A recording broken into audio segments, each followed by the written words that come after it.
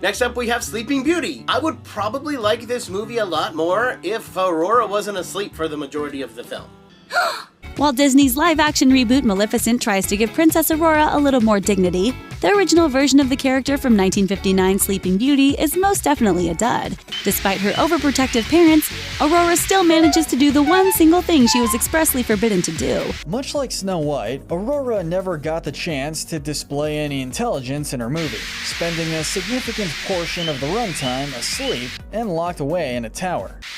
I'll show them, he hissed.